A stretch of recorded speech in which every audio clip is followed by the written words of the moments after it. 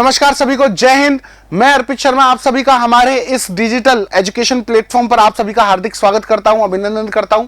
जो लोग आ गए हैं, जो लोग जुड़ गए हैं, उन लोगों से एक रिक्वेस्ट, हमारी इल्तिजा जो हर बार रहती है, क्या कि प्लीज एक बार वीडियो को लाइक कर दीजिएगा और पसंद आता है वीडियो तो शेयर कर दीजिएगा। हमारे इस वीक के करंट अफेयर्स के इस सेशन में मैं आप सभी लोगों के सामने हाजिर हूं।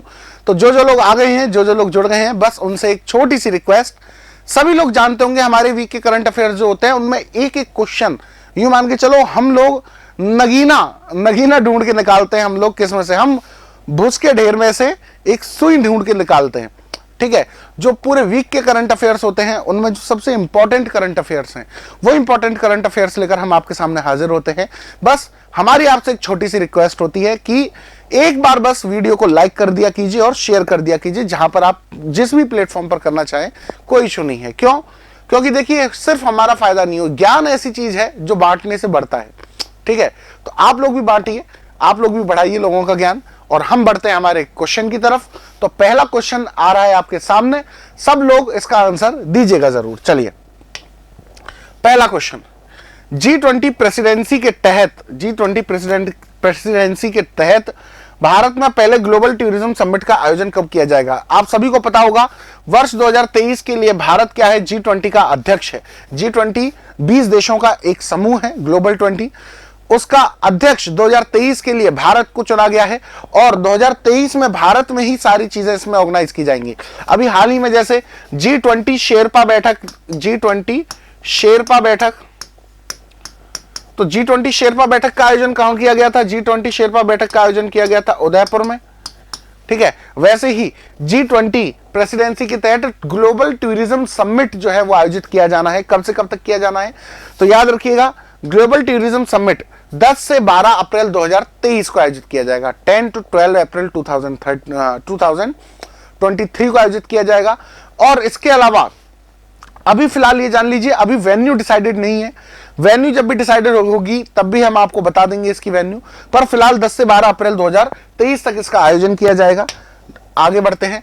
तो देखिए, G20 प्रेसिडेंसी के तहत भारत में पहले ग्लोबल टूरिज्म समिट का आयोजन 10 से 12 अप्रैल 2023 के मध्य किया जाएगा।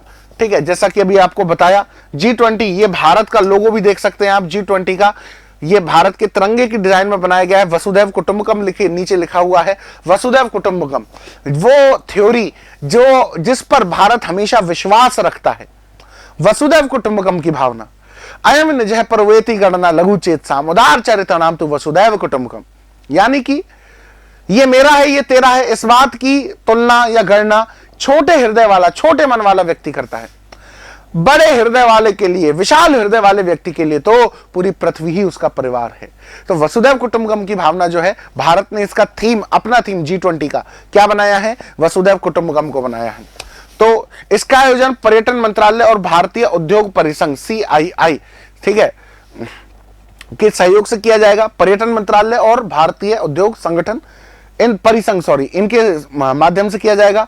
इस टूरिज्म समिट का आयोजन वैश्विक व्यवसायों, थिंकर्स, पॉलिसी मेकर्स को एक मंच पर लाने और भारत में पर्यटन के नए अवसरों को तलाश करने के लिए किया जाएगा। यानी कि जितने भी इन्वेस्टर्स हैं, जितने भी क्या बोलते हैं, पॉलिसी मेकर्स हैं, उन सबको एक जगह पर इकट्ठा किया जाएगा। एक जगह पर इकट्ठा करने का मतलब ये नहीं है कि हाँ भाई 4 जने हैं, चारों को ला के पैक करके जेल में डाल दो, नहीं। इकट्ठा करने का मतलब है सबको एक जगह पर बुलाया जाएगा मंच पर, और भारत में टूरिज्म की संभावनाओं को और कैसे बढ़ाया जाए और कैसे टूरिज्म को प्रमोट किया जाए, इन संभावनाओं को तलाश किया जाएगा। और इस समिट का आयोजन नई दिल्ली के प्रगति मैदान में, सॉरी माफ कीजिएगा, मैंने गलती से कह दिया था, इसका वेन्यू डिसाइडेड नहीं है। इसका वेन्यू डिसाइडेड है। ये कहां पर आयोजित किया जाएगा? नई दिल्ली के प्रगति मैदान में किया जाएगा। बहुत ऐतिहासिक है प्रगति मैदान, जहां पर अन्ना हजारे ने जो आंदोलन है वो भी किया था। नई दिल्ली के प्रगति मैदान में इसका आयोजन होगा। और नई दिल्ली के प्रगति मैदान में ही भारत का सबसे बड़ा बुक फेयर आयोजित होता है हर साल। भारत का सबसे बड़ा बुक फेयर यानी कि पुस्तक मेला,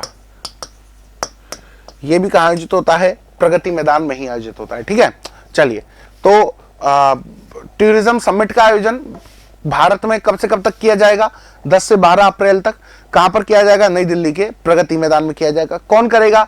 पर्यटन मंत्रालय और CII, CII का मतलब भारतीय उद्योग परिसंघ मिलकर करेगा। चलिए बढ़ते हैं अगले क्वेश्चन की तरफ। अगला क्वेश्चन, किस भारतीय ब्रिटिश को हाल ही में freedom of city of London award से सम्मानित किया गया है? एक अवार्ड है ब्रिटेन का, freedom of city of London. इससे किसको सम्मानित किया गया है? हालांकि देखिए लक्ष्मी निवास मित्तल ये भी भारतीय मूल के ब्रिटिश व्यापारी हैं, लेकिन ये जो सम्मानित किया गया है ये किसे किया गया है? मनीष तिवारी। मनीष तिवारी भारतीय मूल के एक ब्रिटिश बिजनेसमैन हैं, उनको इस अवार्ड से सम्मानित किया गया है। जानते हैं डिटेल्स के बारे में। तो देखिए, ब्रिटिश भारतीय उद्यमी मनीष तिवारी को freedom of the city of London award से सम्मानित किया गया है। ये मनीष तिवारी साहब की आप फोटो भी देख सकते हैं। अल्पसंख्यक केंद्रीय मार्केटिंग एजेंसी के संस्थापक हैं, यानी कि इन्होंने एक ऐसी मार्केटिंग एजेंसी बना रखी है जो किसी भी देश में माइनॉरिटीज को टारगेट करते हुए, उस देश के माइनॉरिटीज को टारगेट करते हुए, टारगेट करने का मतलब ये नहीं है कि उनको नेगेटिव तरीके से, नहीं, पॉजिटिव तरीके से उनको अपने टारगेट्स पर रखते हुए ये क्या करते हैं? किसी भी चीजों की मार्केटिंग करते हैं। यह अवार्ड भारत के पहले प्रधानमंत्री जवाहरलाल नेहरू को भी मिल चुका है। इससे पहले याद रखिएगा, इससे पहले भारत के प्रधानमंत्री, पूर्व प्रधानमंत्री या पहले प्रधानमंत्री जवाहरलाल नेहरू को भी मिल चुका है। कौन सा? Freedom of city of London award. इसके अलावा प्रमुख प्राप्तकर्ताओं में दक्षिण अफ्रीका के दिवंगत नेता नेल्सन मंडेला, नेल्सन मंडेला जिनको अफ्रीका का गांधी भी कहते हैं, नेल्सन मंडेला को भी मिल चुका है ये वाला प्राइज इससे पहले। और माइक्रोसॉफ्ट के संस्थापक बिल गेट्स को भी मिल चुका है। ठीक है, अब किसको मिला है? अब भारतीय मूल के व्यापारी हैं, भारतीय मूल के व्यापारी, ब्रिटिश व्यापारी मनीष तिवारी को मिला है। और मनीष तिवारी की एक फर्म है, उसका नाम क्या है? Here and now 365। Manish Tiwari की फर्म का नाम क्या है? हियर एंड नाउ, यहां और अभी 365। हियर का मतलब यहां और नाउ का मतलब अभी। ठीक है, इंग्लिश में है वैसे नाम, पर मैंने आपको जस्ट जनरली एक हिंदी में बता दिया। ये मनीष तिवारी की फोटो है, आप देख सकते हैं। चलिए बढ़ते हैं आगे। अगला क्वेश्चन, राष्ट्रीय स्वास्थ्य प्राधिकरण के निदेशक के रूप में किसे नियुक्त किया गया है? Who has been appointed as the director of National Health Authority, NHA, National Health Authority। Bharat की सरकार का एक प्राधिकरण है नेशनल हेल्थ अथॉरिटी। तो इस नेशनल हेल्थ अथॉरिटी के जो डायरेक्टर हैं वो किसको नियुक्त किया गया है? तो याद रखिएगा, NHA के जो अभी डायरेक्टर नियुक्त किए गए हैं उनका नाम है प्रवीण शर्मा। क्या नाम है? प्रवीण शर्मा इनका नाम है। जानते हैं डिटेल्स के बारे में। हाँ, और इन्होंने किसका स्थान लिया है? इन्होंने इंदु भूषण का, डॉक्टर इंदु भूषण का इन्होंने स्थान लिया है। ये नेशनल हेल्थ अथॉरिटी का आप लोगो भी देख सकते हैं। प्रवीण शर्मा को स्वास्थ्य परिवार कल्याण मंत्रालय, किसके द्वारा? स्वास्थ्य एवं परिवार कल्याण मंत्रालय, याद रखिएगा, स्वास्थ्य एवं परिवार कल्याण मंत्रालय के द्वारा यह दी जाती है कि राष्ट्रीय स्वास्थ्य प्राधिकरण, Ayushman Bharat digital mission, Ayushman Bharat digital mission के तहत शुरू किया गया था राष्ट्रीय स्वास्थ्य प्राधिकरण। और उसके डायरेक्टर बनाए गए हैं कौन? प्रवीण कुमार। प्रवीण 2005 बैच के भारतीय रक्षा सेवा इंजीनियर्स, ठीक है, डिफेंस इंजीनियर्स जो होते हैं उस वाले बैच का हिस्सा हैं। कौन से साल के? 2005 बैच के। उन्हें 5 साल की अवधि के लिए सेंट्रल स्टाफिंग स्कीम के तहत इस पद पर नियुक्त किया गया है। सेंट्रल स्टाफिंग स्कीम एक गवर्नमेंट, सेंट्रल गवर्नमेंट की एक स्कीम है जिसके बारे में हम भविष्य में कभी डिटेल से चर्चा करेंगे। सेंट्रल स्टाफिंग स्कीम क्या है? राष्ट्रीय स्वास्थ्य प्राधिकरण का गठन वर्ष 2018 में किया गया था, जब आयुष्मान भारत स्कीम लॉन्च की गई थी। आयुष्मान भारत स्कीम पूरे विश्व की सबसे बड़ी हेल्थ इंश्योरेंस कवर स्कीम है। आयुष्मान भारत स्कीम पूरे विश्व की सबसे बड़ी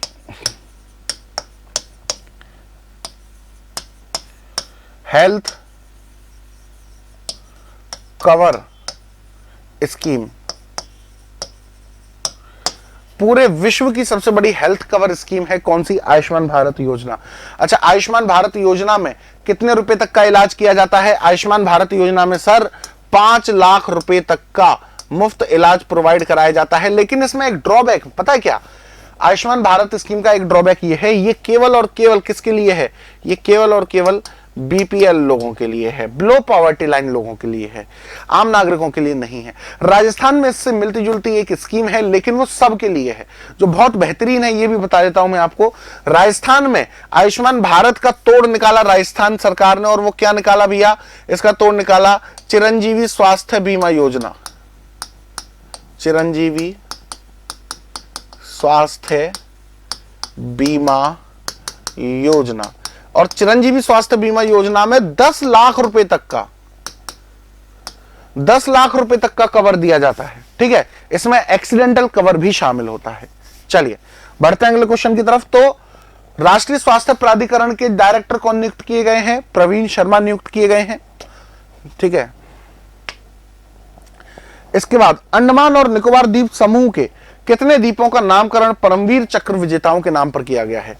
तो देखिए, हाल ही में अंडमान और निकोबार में टोटल 14 ऐसे द्वीप हैं जिनका नामकरण किसके नाम पर किया गया है? भारत के पूर्व परमवीर चक्र विजेताओं के नाम पर किया गया है। छोटे छोटे द्वीप समूहों से मिलकर अंडमान निकोबार द्वीप समूह कहा जाता है, पता होगा आप लोगों को, छोटे छोटे द्वीपों से मिलकर बना है। ठीक है, और इसके कुछ ऐसे द्वीप थे जिनका या तो नाम बहुत ही अजीब था या फिर ब्रिटिशर्स के द्वारा रखा गया था। तो उन द्वीपों का नाम बदलकर अब भारत के पूर्व में जो परमवीर चक्र विजेता रहे हैं उनके नाम पर उन द्वीपों का नामकरण किया गया है। ठीक है, भविष्य में आपको इसकी लिस्ट जो है वो भी देखने को मिल जाएगी, पर अभी फिलहाल डिटेल्स जान लेते हैं। तो देखिए, 26 जनवरी 2023 को कर्तव्य पथ कौन सा है जहां पर परेड निकाली जाती है? ये भी याद रखना, कर्तव्य पथ पर आयोजित होने वाले गणतंत्र दिवस परेड में कुल 23 झांकियां प्रदर्शित की गई। कितनी? 23 झांकियां प्रदर्शित की गई। 74वें गणतंत्र दिवस की परेड में ज्यादातर झांकियों का थीम नारी सशक्तिकरण पर था। इस बार की जो थीम थी ज्यादातर झांकियों की, वो किस पर थी? वुमेन एम्पावरमेंट, नारी सशक्तिकरण, नारी को मजबूत बनाना है। ठीक है, तो इस पर इनकी थीम आधारित थी। अच्छा, एनसीबी, नारकोटिक्स कंट्रोल ब्यूरो जो बहुत चर्चा में भी रहा था भैया साल 2021 और 22 में। ठीक है, एक बॉलीवुड सुपरस्टार हैं, उनके बेटे को भी एनसीबी ने पकड़ा था, और एनसीबी ने इसके बाद बहुत सारी कार्यवाही की। ठीक है, नशे की समाप्ति के लिए। तो इस बार एनसीबी की झांकी को भी शामिल किया गया था। कहां पर? एनसीबी की झांकी को भी शामिल किया गया था 26 जनवरी की परेड में।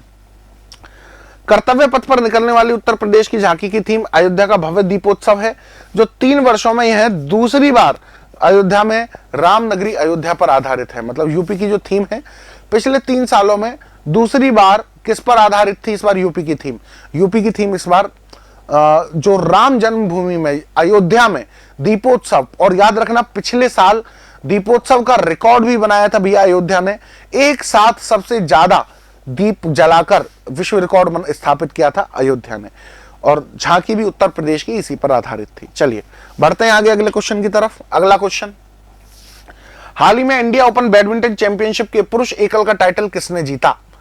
तो देखिए बेटा, इस बार पुरुष एकल, इंडिया ओपन के पुरुष एकल का खिताब जो जीता है वो किसने जीता है? वो जीता है कुनलावुत और वितिदर्शन। किसने जीता है? कुनलावुत वितिदर्शन ने, लक्ष्य सेन नहीं, भारत के ही हैं लेकिन नहीं जीत पाए थे। किदाम्बी श्रीकांत भी भारतीय खिलाड़ी हैं पर नहीं जीत पाए थे। तो जानते हैं डिटेल्स के बारे में। थाईलैंड के शटलर हैं कौन? कुनलावुत और वितिदर्शन। थाईलैंड के हैं, आप देख सकते हैं, कुनलावुत की फोटो है, ये देख सकते हैं। इन्होंने नई दिल्ली के केडी जाधव इंडोर स्टेडियम में इंडिया ओपन बैडमिंटन चैंपियनशिप के फाइनल में वर्ल्ड नंबर 1 किसको हराया? इन्होंने वर्ल्ड के नंबर 1 प्लेयर को। और पुरुषों में वर्ल्ड का नंबर 1 प्लेयर कौन है? विक्टर एक्सेलेसन है बैडमिंटन में पुरुषों में नंबर 1 प्लेयर। ये याद रखिएगा आप लोग। ठीक है, कहां से हैं वो? डेनमार्क से हैं। ठीक है, उनको 22-20 और 10-21 और 21-12 से हरा दिया। इंडियन ओपन टाइटल महिला एकल का खिताब कोरियाई खिलाड़ी एन सियोंग ने जीता। ये एन सियोंग की फोटो आप देख सकते हैं, कहां की है ये? एन सियोंग जो है वो दक्षिण कोरिया की है। अब देखिए, कोरिया का नाम सुनकर आप लोग उत्तर कोरिया मत समझने लग जाना, दक्षिण कोरिया। उत्तर कोरिया के खिलाड़ी तो यूं मान के चलो ना के बराबर ही आते हैं, और आते भी हैं तो वो कुछ नहीं कर पाते हैं। उन्होंने वर्ल्ड नंबर 1 जापान की अकाने यामागुची को हराया। अब देखिए भैया, सिंपल, पुरुष फाइनल जो हुआ उसमें भी वर्ल्ड नंबर 1 हार गया, और महिला फाइनल में भी वर्ल्ड नंबर 1 कौन है? वर्ल्ड नंबर 1 जापान की अकाने युमागुची, इनको हराया किसने? इनको हराया कोरिया की खिलाड़ी एन सियोंग ने। तो ये दोनों इंडिया ओपन 2023 के विजेता रहे हैं इस बार, याद रखिएगा, क्वेश्चन बन सकता है, पूछा जा सकता है। ठीक है, चलिए इसके बाद में अगला क्वेश्चन, भारत के पहले स्वदेशी mobile operating system Bharat OS, star लगा लीजिएगा इस वाले क्वेश्चन पर, भारत ओएस की सफल टेस्टिंग किस आईआईटी संस्थान में की गई? भारत ओएस भारत का पहला मोबाइल ऑपरेटिंग सिस्टम है, खुद का भारत का डेवलप किया हुआ, और इसकी सफल टेस्टिंग की गई है कहां पर? आईआईटी मद्रास में। आईआईटी मद्रास या आईआईटी चेन्नई के नाम से जिसको जानते हैं, उधर इसकी सफल टेस्टिंग की गई है। डिटेल्स जानते हैं, देखिए तो देखिए आईआईटी मद्रास की इंक्यूबेटेड फर्म जेंडेक ऑपरेशंस ने भारत के पहले स्वदेशी mobile operating system Bharat OS का निर्माण किया है। किसने किया है? आईआईटी मद्रास की ही खुद की ही एक फर्म है, क्या? जेंडीके।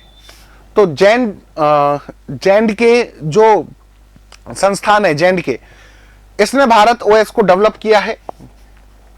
इसकी टेस्टिंग केंद्रीय शिक्षा मंत्री धर्मेंद्र प्रधान और केंद्रीय संचार मंत्री अश्विनी वैष्णव ने संयुक्त रूप से स्वदेशी मोबाइल ऑपरेटिंग सिस्टम की टेस्टिंग की। यानी कि ये जो भारत ओएस है, भारत ओएस की टेस्टिंग किसने की? धर्मेंद्र प्रधान और अश्विनी वैष्णव। अश्विनी वैष्णव कौन है? अश्विनी वैष्णव भारत की संचार मंत्री हैं, साथ साथ रेलवे मिनिस्ट्री भी इन्हीं के पास है। और धर्मेंद्र प्रधान भारत के कौन है? शिक्षा मंत्री हैं, भारत के एजुकेशन मिनिस्टर हैं धर्मेंद्र प्रधान। इन दोनों ने मिलकर इसकी टेस्टिंग की। इसे भारत की मोबाइल ऑपरेटिंग सिस्टम में एक बड़ी उपलब्धि के रूप में देखा जा रहा है। Bharat OS operating system 100 crore smartphone उपभोक्ताओं को लाभ पहुंचाएगा। हो सकता है भविष्य में भारत के जितने भी फोन बने वो भारत ओएस, भार ओएस नाम से जो हमने डेवलप किया है, जैसे होता है ना ऑपरेटिंग सिस्टम, जिसको नहीं पता उनको बता देते हैं, जैसे गूगल प्ले स्टोर है तो वो एंड्रॉइड वर्किंग सिस्टम पर आधारित होता है। जैसे आईओएस डिवाइसेस हैं, जो भी एप्पल के डिवाइसेस हैं, वो आईओएस सिस्टम पर चलते हैं। वैसे ही भारत ने अपना एक खुद का सिस्टम डेवलप किया है एंड्रॉइड के समान ही, जिसका नाम भार ओएस रखा गया है, ये याद रखिएगा। ठीक है, चलिए इसका निर्माण भारत सरकार की वित्त पोषित परियोजना के तहत किया गया है।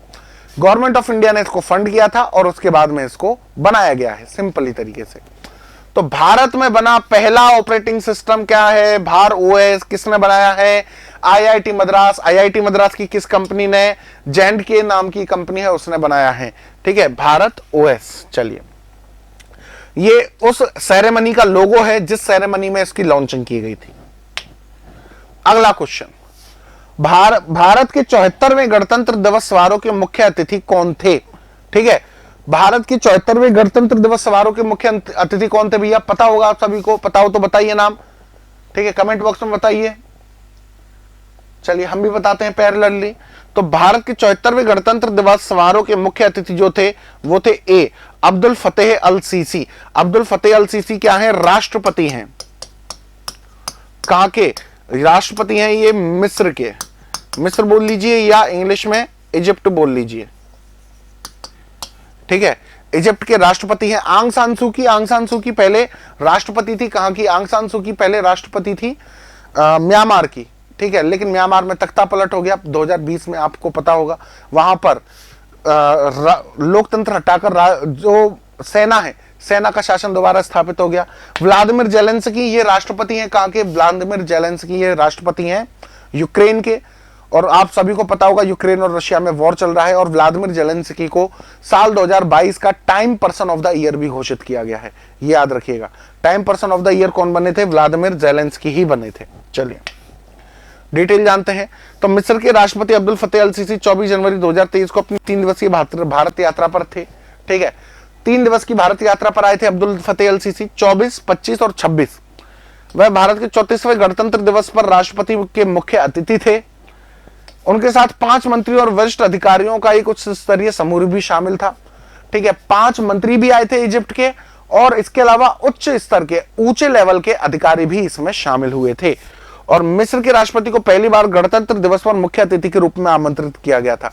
यानी कि इजिप्ट के किसी भी प्रेसिडेंट को पहली बार भारत के जो गणतंत्र दिवस समारोह है उसमें मुख्य अतिथि के रूप में इनवाइट किया गया है। इससे पहले एक्चुअली मैं आपको अभी बताऊंगा, अभी हिस्ट्री बताऊंगा इजिप्ट की, और लास्ट में इस समारोह में जो सेना की टुकड़ियां जाती है ना, प्रदर्शन करती हैं, परेड को सलामी देती हैं, इस परेड की सलामी में इस बार इजिप्ट की भी एक टुकड़ी जो है वो शामिल हुई थी। इजिप्ट के पहले राष्ट्रपति हैं अब्दुल फतेह अल सीसी, जिनको शामिल किया गया है। इससे पहले पता क्या था, इससे पहले ये था वहां पर राष्ट्रपति एक्चुअली होते ही एक दो थे मुश्किल से, मतलब बने ही अब तक बहुत कम है वहां पर एक बार क्या होता है, वहां पर एक बात थी क्या, वहां पर जो व्यक्ति प्रधानमंत्री या राष्ट्रपति बन जाता, जो देश हैं, कहां के जो देश हैं आपके अफ्रीका के, ठीक है, वहां पर इसको रेवोल्यूशन ऑफ गल्फ कहा गया था। 2009 या 10 में शुरू हुआ था ये रिवॉल्यूशन ऑफ गल्फ। ये शुरू हुआ था ट्यूनिशिया से, और ट्यूनिशिया से फिर ये गया था इजिप्ट में, और इजिप्ट में इसने बहुत बड़ा रूप ले लिया था। इजिप्ट में उस समय पर राष्ट्रपति हुआ करते थे होसनी मुबारक। होसनी मुबारक जो है वो कई सालों से कंटिन्यू राष्ट्रपति बनते आ रहे थे, और वो चुनाव भी नहीं होने देते थे। तो वहां की पब्लिक जो है वो उनसे एक तरीके से असंतुष्ट थी। तो वहां की पब्लिक ने क्या किया, वहां की पब्लिक ने विद्रोह कर दिया अब्दुल फतेह वो होसनी मुबारक के खिलाफ। अब होसनी मुबारक के खिलाफ विद्रोह कर दिया, वो सीट छोड़ने को तैयार नहीं। लेकिन एंड में क्या हुआ पता है, एंड में जैसे तैसे करके होसनी मुबारक सत्ता से हटे, उनकी जगह राष्ट्रपति चुने गए। कौन उनकी जगह राष्ट्रपति चुने गए? मोहम्मद मुर्सी। मोहम्मद मुर्सी भी ज्यादा टाइम नहीं टिके, 2-3 साल ही टिके, और फिर उसके बाद में मोहम्मद मुर्सी को भी हटा दिया गया। मोहम्मद मुर्सी के बाद में राष्ट्रपति बने अब्दुल फतेह अल सीसी, और जो कि बाद में अब्दुल फतेह अल सीसी अब तक इजिप्ट के राष्ट्रपति बने हुए हैं, और वही भारत के जो 74वां गणतंत्र दिवस था उसके मुख्य अतिथि भी थे। चलिए बढ़ते हैं आगे अगले क्वेश्चन की तरफ। अगला क्वेश्चन, न्यूजीलैंड के 41वें प्रधानमंत्री के रूप में किसने शपथ ली है? तो देखिए भैया, न्यूजीलैंड में अभी कुछ तख्ता पलट नहीं बोलेंगे, कुछ राजनीतिक अस्थिरताएं हुई हैं। न्यूजीलैंड की प्रधानमंत्री थी कौन? Jessica Ardern. न्यूजीलैंड की प्रधानमंत्री थी कौन? Jessica Ardern. जेसिका अर्डन ने अपनी पोस्ट से इस्तीफा दे दिया, उन्होंने प्रधानमंत्री पद से इस्तीफा दे दिया, और उनकी जगह पर जो नया प्रधानमंत्री चुना गया है जेसिका अर्डन की जगह, वो चुना गया है क्रिस हिपकिंस को। किसको? क्रिस हिपकिंस को चुना गया है। डिटेल जानते हैं तो देखिए, ये क्रिस हिपकिंस की फोटो भी है। न्यूजीलैंड के 41वें प्रधानमंत्री के रूप में क्रिस हिपकिंस ने शपथ ली है। कोविड-19 महामारी के दौरान इन्होंने अहम भूमिका निभाई थी, और ये कोविड मिनिस्टर रहे थे। ये देखिए, न्यूजीलैंड जो है ना, न्यूजीलैंड पूरे वर्ल्ड का पहला कोविड फ्री कंट्री बना था। आप लोगों को पता होना चाहिए ये चीज। न्यूजीलैंड वर्ल्ड का पहला कोविड फ्री कंट्री बना था सितंबर 2020 में, जहां पर कोविड का एक भी केस एग्जिस्टेंस में नहीं बचा था। और उस टाइम पर कोविड मिनिस्टर बनाए गए थे कौन? उस टाइम पर कोविड मिनिस्टर बनाए गए थे हिपकिंस। कोविड मिनिस्टर, कोरोना की जिम्मेदारी जो थी वो इनको ही दी थी। हाल ही में न्यूजीलैंड की पीएम जेसिका अर्डन ने अपने इस्तीफे के साथ घोषणा की, जिसके बाद में नए पद की तलाश जारी थी। कार्मेल सोपोलिनी को उप प्रधानमंत्री के रूप में शपथ दिलाई गई है। उप प्रधानमंत्री कौन बने हैं? कार्मेल सोपोलिनी उप प्रधानमंत्री बने हैं।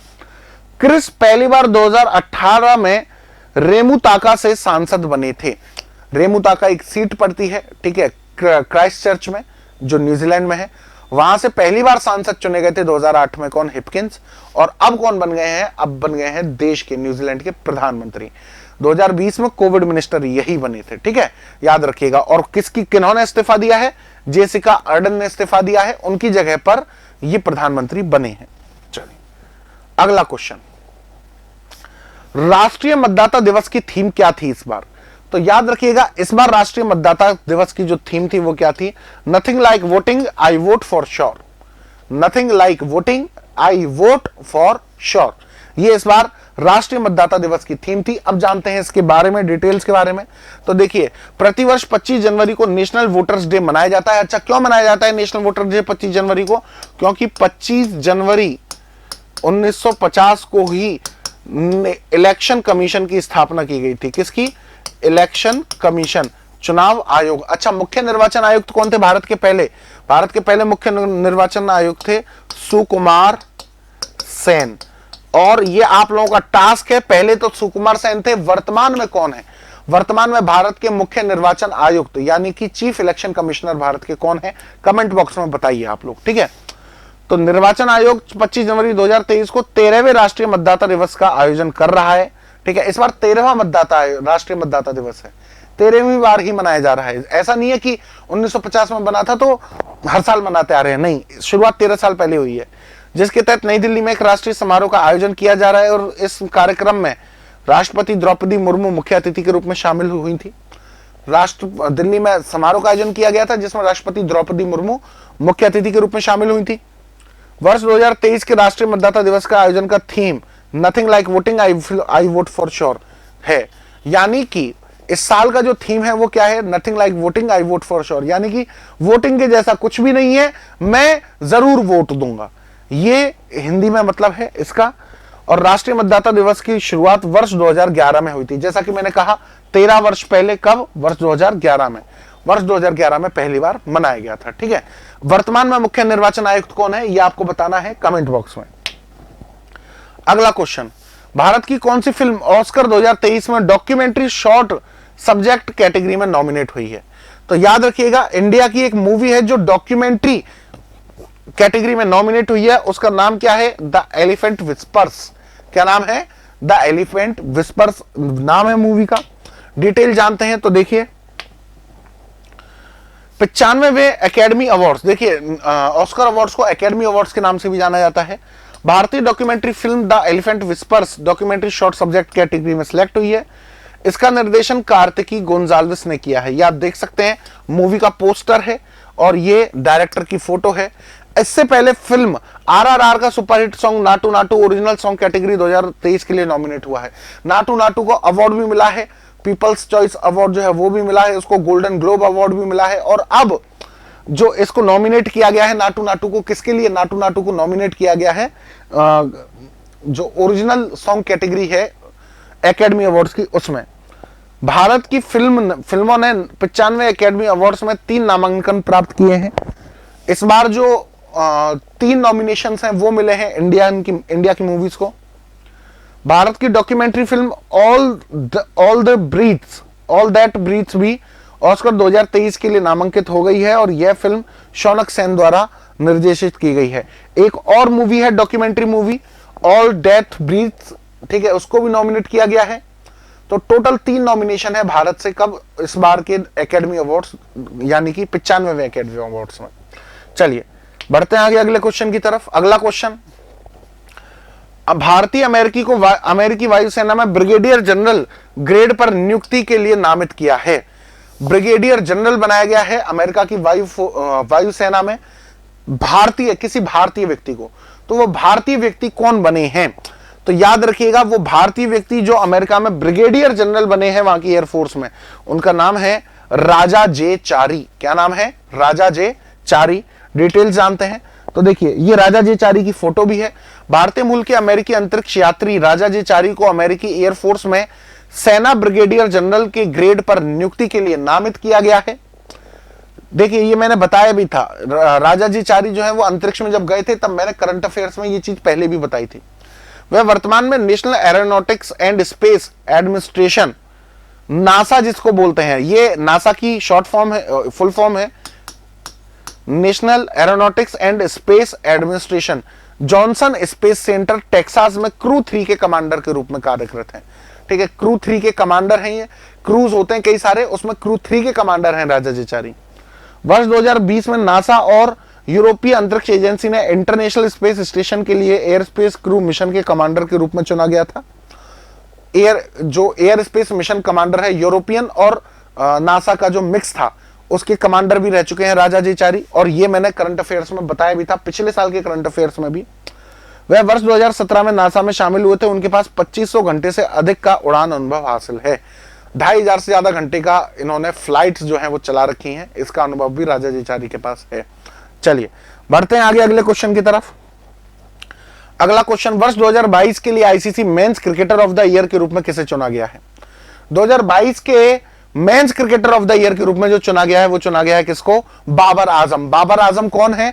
बाबर आजम पाकिस्तान क्रिकेट टीम के कप्तान हैं। बाबर आजम कौन है? पाकिस्तान क्रिकेट टीम के कप्तान हैं। डिटेल जानते हैं तो देखिए, आईसीसी ने वर्ष 2022 के सभी अवार्ड्स विजेताओं की घोषणा कर दी है। पाकिस्तान के स्टार क्रिकेटर बाबर आजम ने men's cricketer of the year और men's one day cricketer of the year को अवार्ड जीता है। दोनों ही अवार्ड जीते हैं। Men's cricketer of the year, overall cricketer, ठीक है, और one day cricketer of the year का अवार्ड भी बाबर आजम को ही मिला है। इंग्लैंड की महिला क्रिकेटर नेट साइवर को महिला क्रिकेटर ऑफ द ईयर और महिला one day cricketer of the year चुना गया है। भारत की रेणुका सिंह को ICC emerging women cricketer of the year और सूर्य कुमार यादव को आईसीसी T20 इंटरनेशनल क्रिकेटर चुना गया है। भारत से 2 अवार्ड मिले हैं, किसको? रेणुका सिंह को और सूर्य कुमार यादव को। सूर्य कुमार यादव सबको पता होगा भैया, T20 क्रिकेट में कितना नाम कमा रहे हैं सूर्य कुमार यादव। और रेणुका सिंह को emerging women cricketer of the year, emerging यानी कि उभरता हुआ सितारा जिसको बोलते हैं, वो अवार्ड दिया गया है। भारत को 2 अवार्ड मिले हैं आईसीसी क्रिकेट अवार्ड्स में भी इस बार। तो दैट्स इट बेटा। इस वीक के करंट अफेयर्स की जो सेशन है उसमें अभी फिलहाल इतने ही क्वेश्चन। नेक्स्ट वीक के करंट अफेयर्स के नेक्स्ट वीक के करंट अफेयर्स को लेकर हम जल्द ही आपके सामने दोबारा पेश होंगे। तब तक के लिए सभी बच्चे अच्छा प्रैक्टिस करते रहिए। ये चीज याद रखना, करंट अफेयर्स एक ऐसी चीज है जो बिना प्रैक्टिस के आप लोग नहीं पढ़ सकते हैं। प्रैक्टिस करते रहिए। हम आप लोगों से जल्द ही मिलेंगे, ठीक है, अगले वीक के करंट अफेयर्स के साथ में। तब तक के लिए सभी बच्चों को नमस्ते और जय Hind. If you really like the video, please hit the like button, share the video, subscribe to our YouTube channel and press the bell icon for the latest updates. Thank you.